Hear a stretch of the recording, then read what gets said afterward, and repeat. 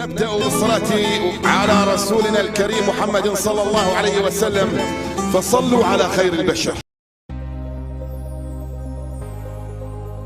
رسميا مبابي يوقع مع ريال مدريد، لكنه لن يصل بدون حكيمي. تفاصيل موثقة بالفيديو تؤكد وجود مفاجأة من العيار الثقيل.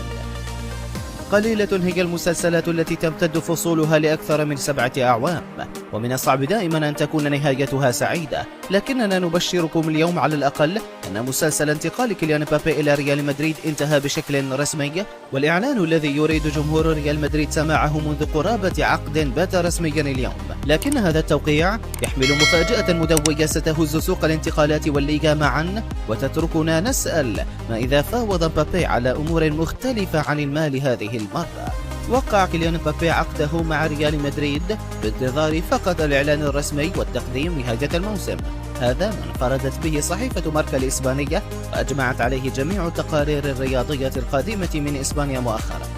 لا مزيد من القلق حول وجهة كيليان المقبلة، ولا مزيد من التكهنات حول ما إذا كانت الصفقة ستتعرقل في الأمتار الأخيرة تماما كما كان يحصل في كل محاولة.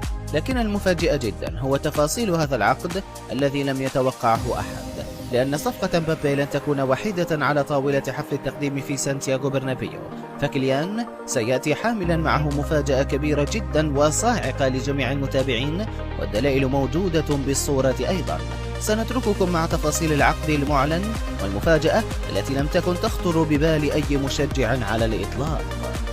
مما كشفته صحيفة ماركا فإن مبابي وقع على عقد ممتد على 5 سنوات، وأن راتبه متوقع سيكون بالفعل الأعلى في ريال مدريد، لكنه ليس ببعيد عن اللاعبين أصحاب الفئة الأولى مثل توني كروس ولوكا مودريتش وديفيد ألابا، إذ يتقاضون بين 15 و20 مليون يورو.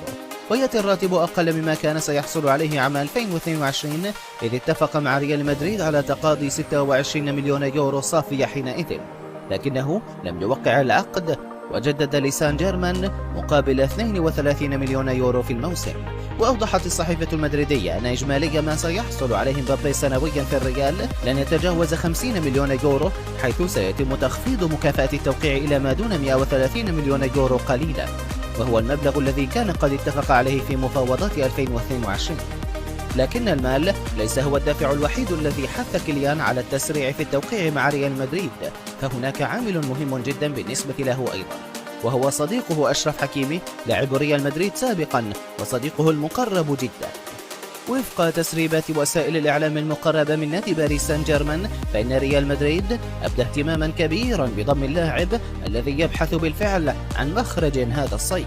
الخبر لم يبقى حبرا على ورق، بل أججته صور وصول حكيمي إلى إسبانيا مؤخرا في رحلة خاصة، قيل أن الهدف منها هو أن يحضر حفلا موسيقيا رفقة كيليان مبابي لمدة يوم، ثم يعود الصديقان بعد ذلك سويا إلى باريس.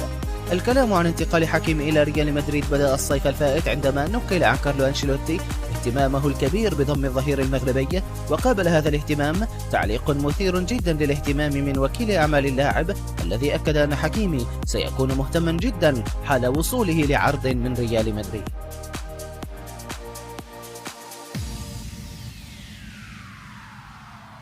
إن أعجبك الفيديو لا تنسى الإعجاب والاشتراك في القناة.